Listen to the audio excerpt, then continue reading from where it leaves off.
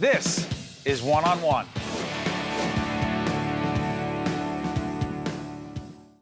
A fascinating guest here at NJPAC is Whitney Strub, Program Director, Women's and Gender Studies, Rutgers University in Newark. Good to see you, Whitney. Oh, thanks for having me, Steve. You're involved in a fascinating project, co-director of the Queer Newark Oral History Project, which is? The Queer Newark Oral History Project is an effort to document and record and archive Newark's LGBT history, which really hadn't been documented very well up until the fairly recent past. Why is that important? Well, I think it's important for a lot of reasons. I think it's important partly because Newark's history itself is so important and gets so overlooked in the national narrative, as you well know. Well, in New York across the river, absolutely. A lot of people think of Newark as being in the shadow of New York, but in reality, it's got its own really vibrant, robust history, and its LGBT history has also really been forgotten. But it's a really distinct history in a lot of ways. For example? For example, for the last 50 years, Newark has been a working class, black majority city. And so its LGBT history differs from Chicago, New York, LA, cities where middle-class white activist organizations really dominated LGBT politics. Here in Newark, people of color are at the center of our local history and also our queer history.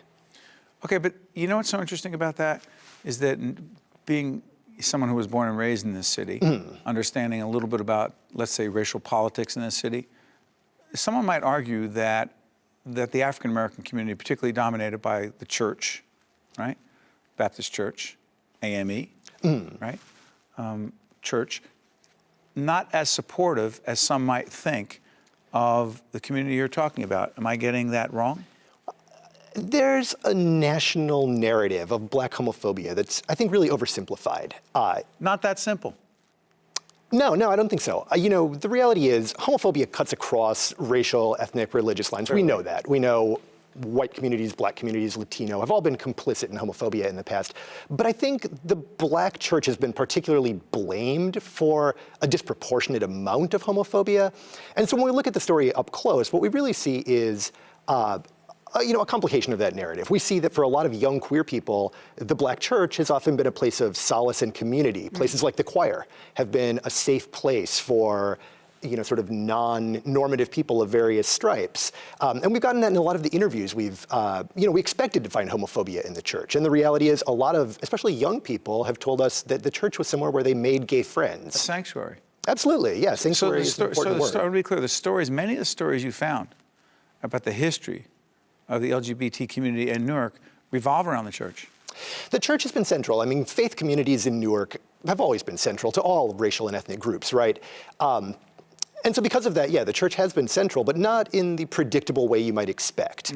I think the black church has been a scapegoat for a lot of narratives of homophobia, and there has been a lot of homophobia in black and white churches, absolutely. But what we want to do in the Queer Newark Oral History Project is complicate that story and show, how these spaces that might seem monolithic or oppressive, are more complicated than that, and how people resist and find community and, like you said, sanctuary. And the civil rights movement in this city and the community that you're referring to. Talk about the connection. Sure. There's a lot of actually really fascinating overlap. For instance, CORE, the Congress of Racial Equality, one of the big... Roy Ennis, who started it. Yeah, absolutely. So Not in Newark. No. But over in New York. Right, but the Newark Essex chapter in the 1960s. For a brief moment in 1964, Raymond Proctor was the head of CORE. So Raymond Proctor was actually a gay man, which was not understood at the time. I didn't know that. Yeah, later in life, he came out. He died of AIDS a few decades later.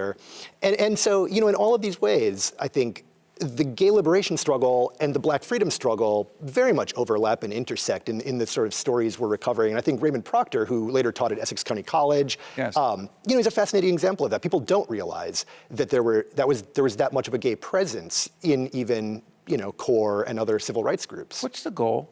What are you trying to accomplish here? A few things. One, to record and document this history because we think it's incredibly valuable and hasn't been documented. But more than that, we want people to recognize this as a central part of Newark's narrative, and we want young LGBT kids in Newark and outside of Newark to recognize that they're part of an important history and to feel like historical subjects and historical agents in a way that, I don't think is necessarily the case yet for everyone. Let me ask you this. The LGBT community. Societal attitudes, moving into 2017.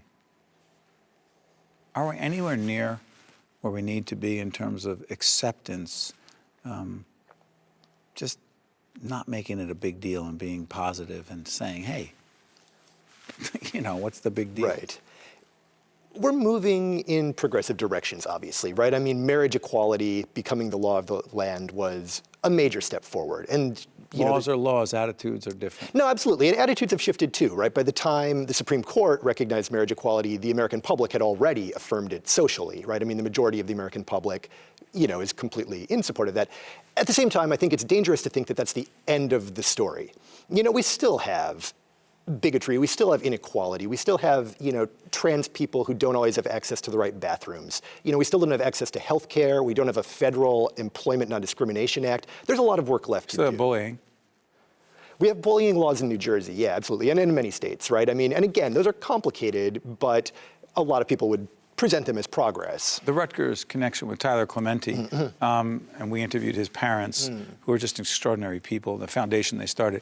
The Tyler Clementi situation, his suicide, the horrific events around his death, changed public attitudes much?